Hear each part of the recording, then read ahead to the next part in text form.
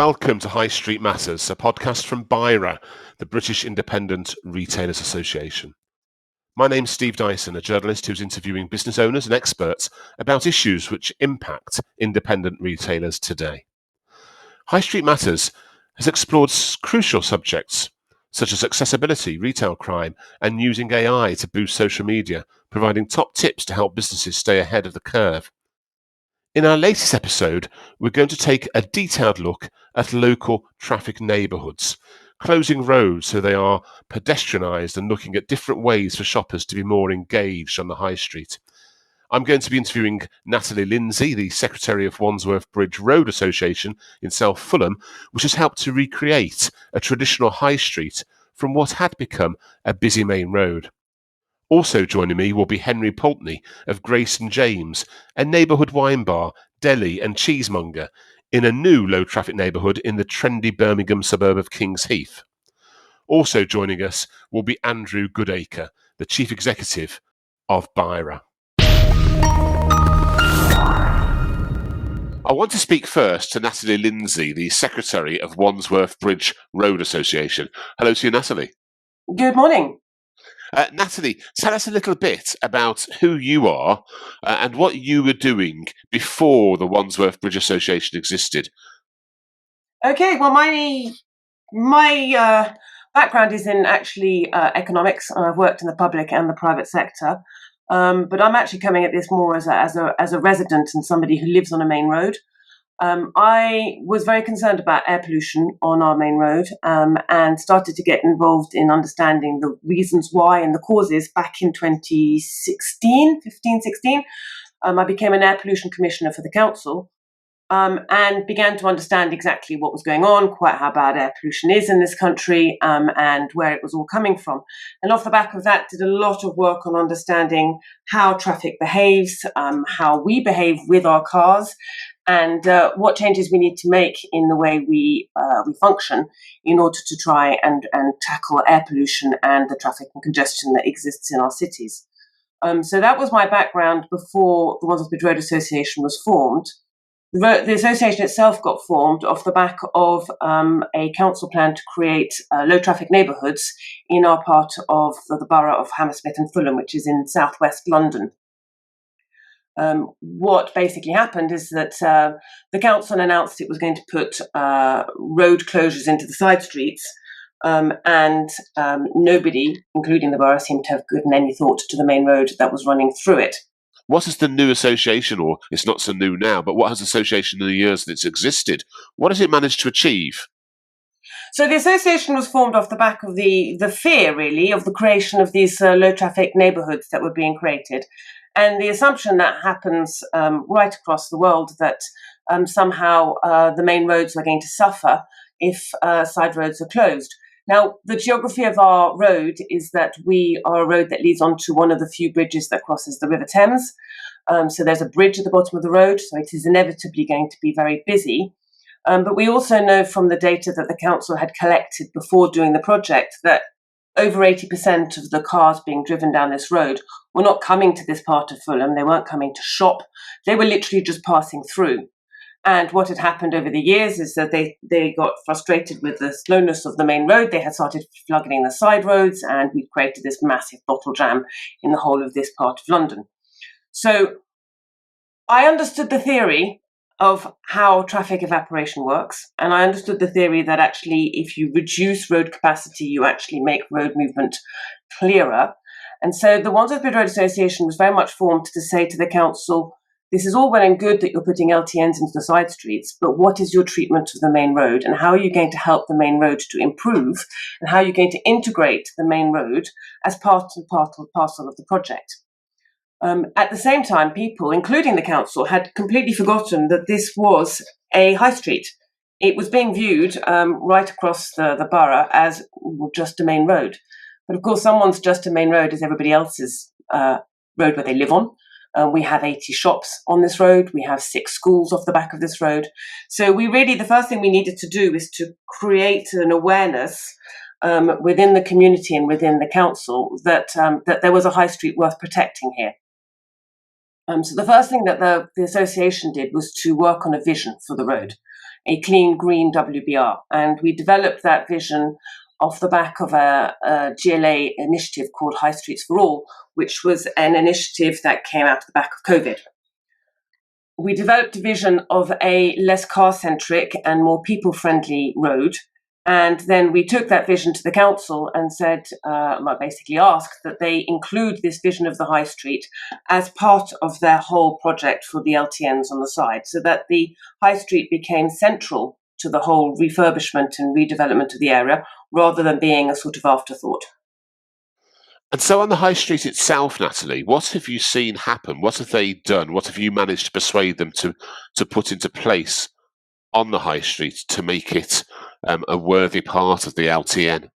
So the main difference with where we are today, and it's not finished, to where we were 4 years ago, is an awareness that we needed to deprioritise cars. So one of the biggest problems we have is that people come onto this road off the back of the A3.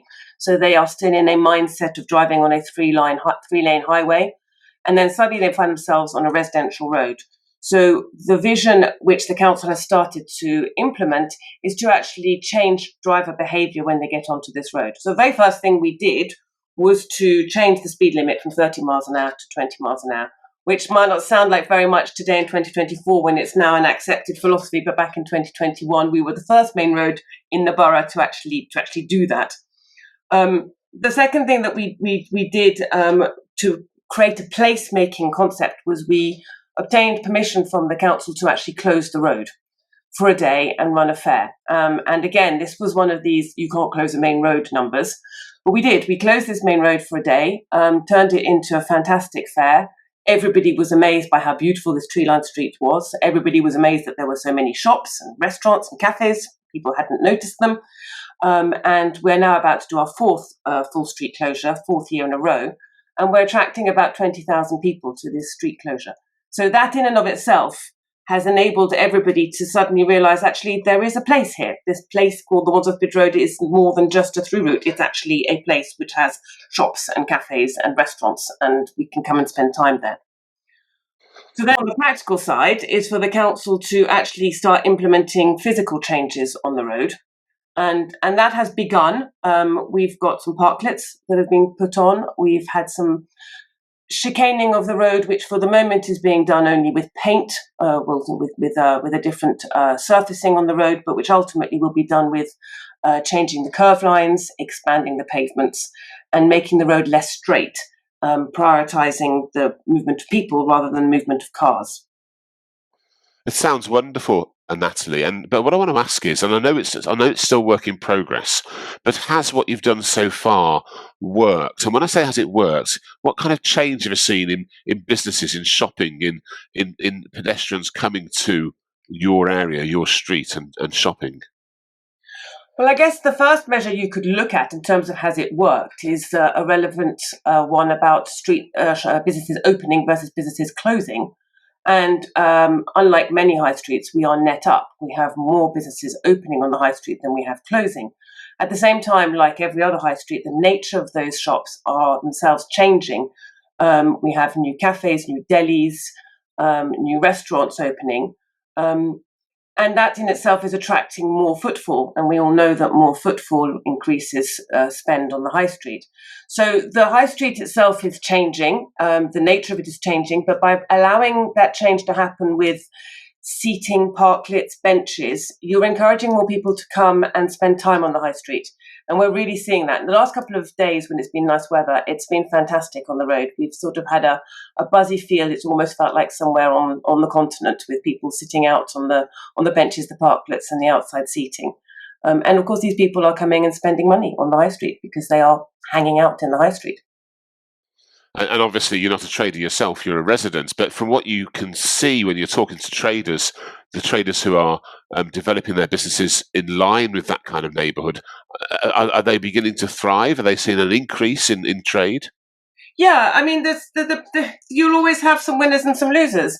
The clear winners in a changing high street are businesses where you come and do something.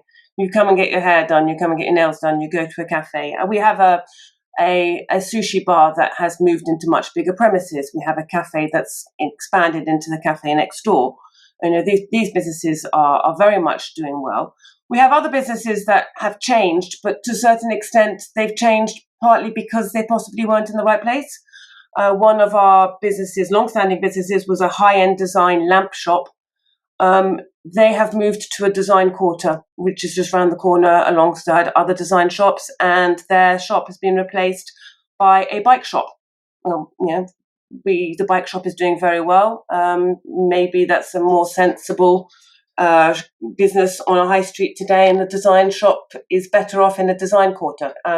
So inevitably, you've got a change of businesses, but I would certainly say that compared to 10, 15 years ago, there's much more of a buzz and much more of a sense of place in our high street than there ever has been.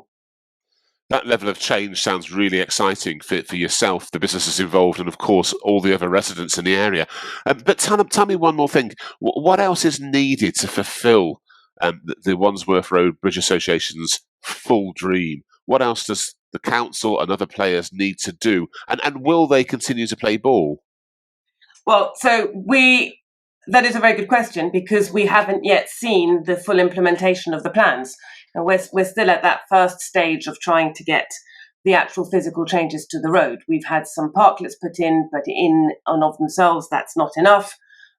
We need to be looking at the full chicaning of the road to slow traffic down. We're looking at raised zones in the centre to allow for a change of perception in terms of perception of pedestrians crossing where they want rather than the car being the dominant force. We're looking at changing all the crossings to raised zebra crossings. We're looking to tightening the junctions on and off the road to control the volume of traffic that gets on and off the road, so that we actually can have less volume of traffic and then no stacking traffic. So we still have times when traffic stacks on the road, and we're obviously working to try and make sure that is reduced. So it's not a finished project at all. And yes, the challenge is always to make sure that the council commits and keeps their commitment by putting a lot of pressure on them to make sure that they know that we are still asking for it. In many ways, our Spring Fair is part and parcel of that, because they highlight and they provide us with plans of what's going to happen, and those plans are put in public with 20,000 people who can look at them. That's quite a public commitment from the council to deliver what they have promised. And so each of the Spring Fairs is a good motivator to get the council to focus on what they're supposed to be delivering. I don't think the council don't plan to deliver. It's just that obviously the timescales of councils is probably not the same timescale as the rest of us. So we are not going away, and we will not go away until we see our high street fully transformed to a place where people have priority over cars. And where my test is, will the high street be a place where you can let your 8-year-old go and buy a pint of milk without worrying about it? It sounds like you've got a real vision there, Natalie. Just a final word for those out there listening who might be living in areas like yourselves where low traffic neighbourhoods are being considered. What would be your top 3 tips for those people? How can they help themselves? What do they need to do to get moving to make sure that low traffic neighbourhoods work in the right way for them? So my first point is to say embrace them, because they work. And there's overwhelming evidence that they work, not just in the UK, but right around the world. Low traffic neighbourhoods are good for high streets. They're good for high streets because people shop, not cars. So they will engender more people coming to your high street, and therefore a higher spend. So embrace them. But what I would urge people to do is to make sure that the council has a big enough project. So the places that have fallen foul are places where the councils have been timid and they have tweaked rather than transformed. And if you just do something that's too small, you will not create the behavioural change, and you will not be able to develop the sense of place that is what a high street is looking for. If all you're going to do is do a couple of streets, you're tweaking. So my strongest recommendation to people is make sure that when a council is looking at this, that they're looking at the whole area and that they're being ambitious enough, because not being ambitious enough actually leads to more problems. And if they're being ambitious enough, then the next thing to do is to make sure that your high street is in the centre of the project, not as an afterthought, but right in the centre of the project. It has to be one of the reasons why you're doing it is a high street regeneration project. Natalie Lindsay, the Secretary of Wandsworth Bridge Road Association, many thanks for joining High Street Matters and best wishes to you and your association with what you're trying to achieve. And what a great place the Wandsworth Bridge Road sounds like. But is this the kind of change that's achievable elsewhere? And does it really benefit traditional high street traders? Joining me next is Henry Pulteney of Grace and James, a neighbourhood wine bar and deli cheesemonger in the trendy and increasingly popular Birmingham suburb of Kings Heath. Hello to you, Henry. Hi, Steve. Thanks for having me. No problems. Henry, tell us first about Grace and James. How did you come to launch the business? What exactly does it do? And how's trade been going in your early years? Yes, so Grace and James is a neighbourhood organic wine and cheese shop. Essentially, we've kind of grown since opening back in 2018. We've got a little coffee shop on site and run regular wine tastings and events. And we're a hub, really, of the community. We do lots of bring your baby events and lots of wine tastings. Essentially being a casual hospitality spot, I suppose. And I must ask, Henry, the name Grace and James, given that you're called Henry, just give me the background as to why it's called that. I'm afraid it's not an exciting answer. They are mine and my wife's middle names. We couldn't decide on what to call the shop, and we ended up picking our middle names to put above the door. Well, I certainly think it works. Grace and James. I mean, otherwise it would have been Henry and I'm not sure what your wife's name is. Yeah, Sophie. Henry and Sophie. It doesn't have quite the ring, does it? No, not quite, no. Anyway, Henry, I know that Kings Heath is one of the early trial areas for low traffic neighbourhoods in Birmingham. Tell us the difference that this has made. I mean, we all love our cheese and wine. Certainly I do. The new LTN, as we'll call it, can only have increased trade, can't it? What you might think could go wrong? So, yeah, to give you a little bit of background, we're located on York Road, which is a side street off the busy Kings Heath High Street. I think it goes between being one of the busiest bus routes in Europe. And York Road is home to lots of independent retail and hospitality businesses. The Hare and Hounds pub, which is a internationally famous kind of music venue, sits at the very the top end of the street. And just shortly after COVID in 2020, York Road was earmarked to trial the low traffic neighbourhood scheme, which was being rolled out by Birmingham City Council. So the street was pedestrianised. And this has meant that what was historically York Road was a bit of a rat run. It was a pretty kind of scruffy but busy, high density traffic through road was blocked off to traffic. That's fine. And so, what are the benefits you've seen from that since it became pedestrianised, and perhaps also tell us the things which haven't gone so well?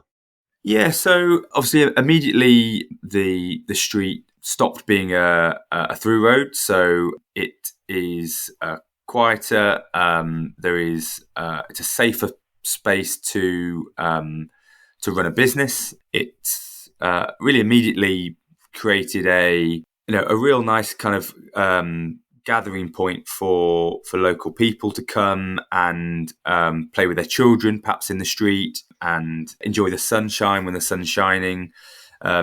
It's become the centre really of independent Kings Heath, and yeah, it's become a meeting point, I suppose. There are some teething problems, like a lot of these things. York Road is a side road off, as I said, a very busy high street. So whilst there's no traffic able to come down the street, the immediate impact was, I think, that footfall certainly decreased, as is often the case with these LTN schemes. And when you don't have traffic and you don't have cars, the aesthetics of the road become a little bit more noticeable. So it is essentially at the moment a blocked off side road. When the weather's nice, you can have thousands of people on the street. We have lots of local festivals, and the Kings Heath Pride event now, which is on the street, has become a real success. But I think initially there was an impact in terms of footfall. But I think generally the LTN has enabled a more pleasant environment for both retail and hospitality businesses to go about their business. People like to spend time in quieter, more attractive, safer spaces, and I think that the low traffic neighbourhood scheme enables these kind of more green, more pleasant spaces to exist. Tell us specifically about how it's changed your business. We opened Grace and James in 2018 primarily as a shop, and I think that we quickly realised that there was a demand for perhaps a slightly more hybrid model, and so certainly with the LTN, as shoppers can't really use the street anymore to park their cars, we've become firmly really a hospitality venue. So we've gone from being, I suppose, 50-50, 50 retail to 50 hospitality, to leaning more into hospitality. So the LTN has meant that York Road is it's a real destination. It's a real pleasant place for putting seats outside. We've got pavement licenses for us to be able to put tables out onto the street, as have lots of other pubs and hospitality businesses along York Road. So it's almost like being on a holiday strip, apart from the fact that we don't always get the sunshine. In terms of trade then, how has that affected your business? You say that it's changed to a hybrid. So what kind of levels were you doing as a shop, and what kind of levels are you doing as a kind of cafe now? Obviously, the legacy of COVID still persists, and there is still a general slowdown in terms of perhaps people not going out as much as they used to, obviously with the whole cost of living issues that affect us all.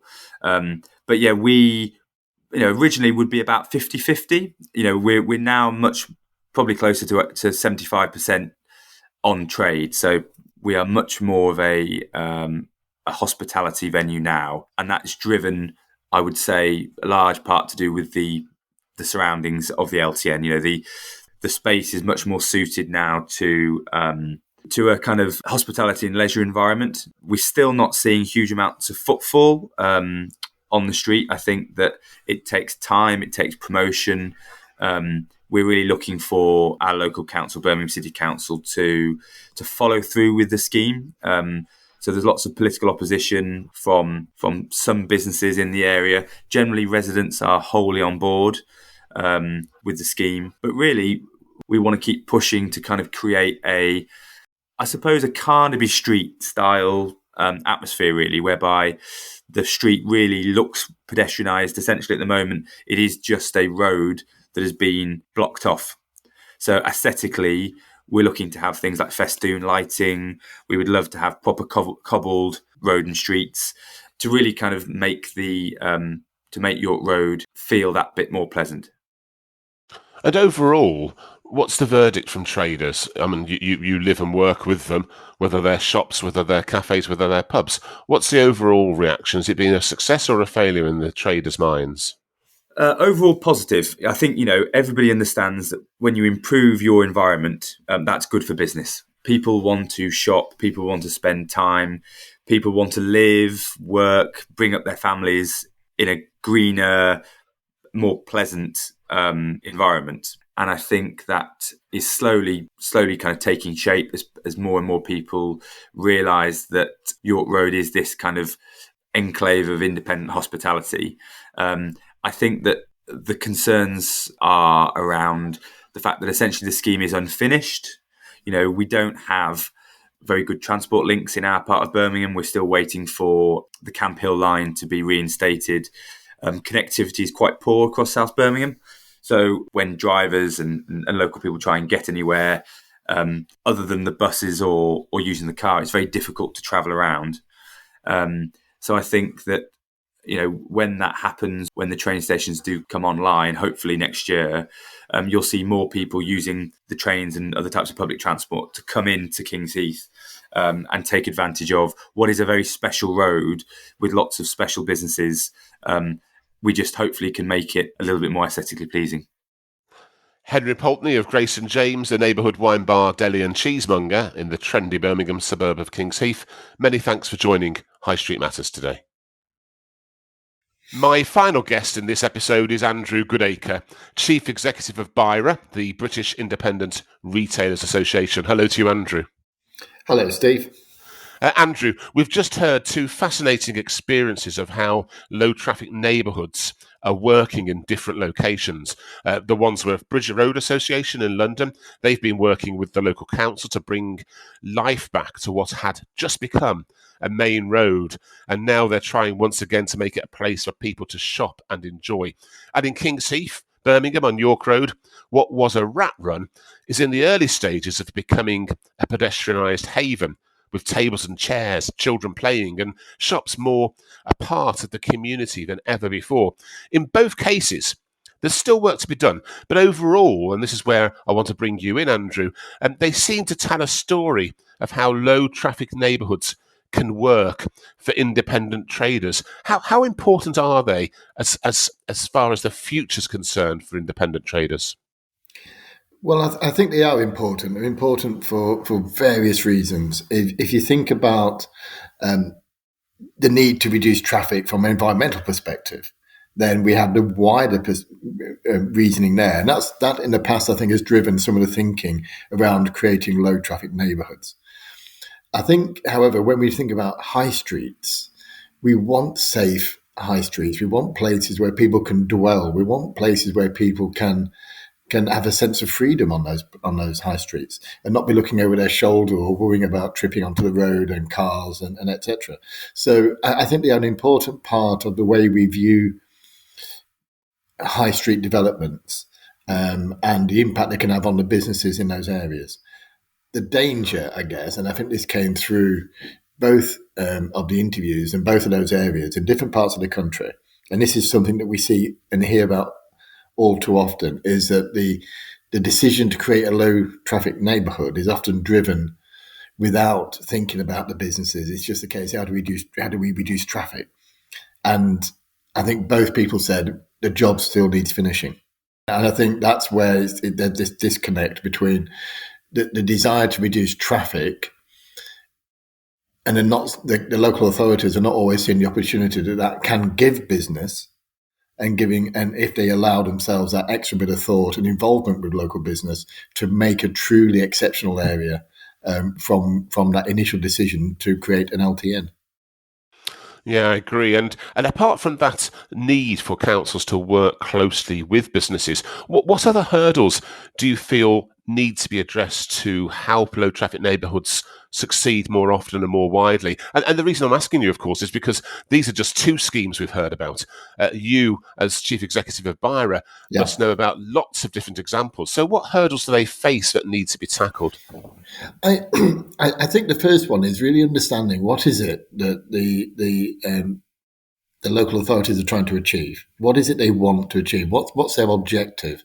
And if that objective is too narrow, then it's likely that the decision to introduce an LTN will only impact on a certain area, and the wider benefit will not be felt. So we have to get that communication between the decision maker, the policy maker, and the funding behind it. And if you really want to make the most of that opportunity, speak to the local businesses, whether they be restaurants, whether they be traders, greengrocers, whatever the case may be. But those businesses will have an important role to play in creating the absolute opportunity that the decision to create the LTN brings. So do authorities always involve local businesses, local people? I'm not convinced. What I hear talking to members around the country is that when traffic calming schemes or whatever they're called, roads getting blocked, we saw it in COVID, they were randomly blocking roads off in the interest of health and safety and social distancing. Some of those blocks were never lifted again. And instead of really thinking through and thinking, what can we create here? They created just a void. And that's what happens. There's an urgency, I think, within this government to devolve power down to local areas and get local people making local decisions. And that's exactly what people need to do who are behind LTNs and traffic calming and pedestrianisations, however we want to describe it. we need the communication between the policymaker and the business and local people to really get much closer together and really understand what each other can do out of that decision. No, I think that's a really important point for the decision makers to involve local people and local businesses.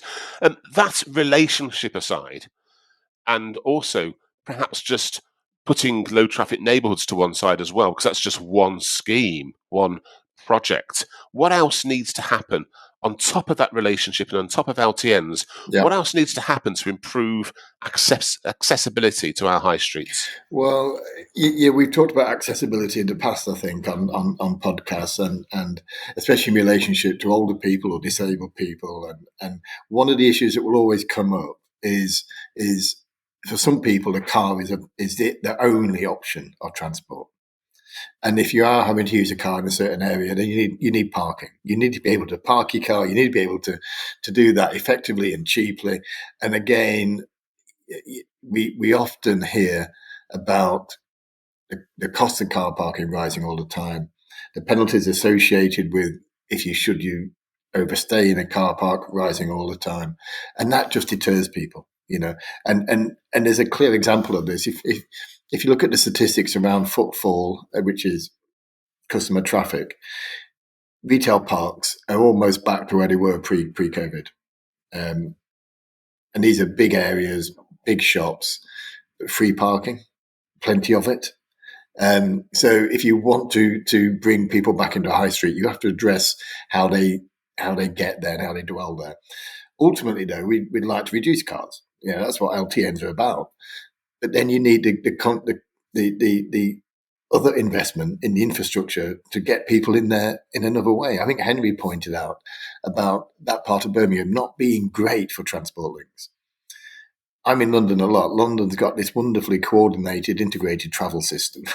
It's the capital. It will have. Birmingham as a city is improving in that respect. Manchester's got a great tram system. Other big cities are doing their bit in that respect. And we've got to make sure that investment in the infrastructure to move people around, if you don't want them to go in a car, has got to exist. Otherwise, people will stay in the car or not travel at all. And that people not going out and not visiting places will be detrimental to high streets as well. So there's it's too narrow just to say we're going to create a pedestrianised area. And that's great for everyone. It's green, it's safe, it's good. But if you don't allow people to get there, you're not going to create and have the result you really want out of it. Andrew Goodacre, Chief Executive of BIRA, many thanks for joining us again here on High Street Matters. Thank you. And thanks to you, our audience, for listening to High Street Matters, an original podcast series for BIRA, the British Independent Retailers Association. If you found the issues discussed today useful, you can find and listen to previous episodes of this podcast by simply searching online for High Street Matters BIRA. And you can find out more about this and other related subjects by visiting BIRA's website at bira.co.uk. Meanwhile, we'll be back soon with more interviews with some of the UK's most successful independent retailers and top experts here at BIRA. High Street Matters. Thanks for listening.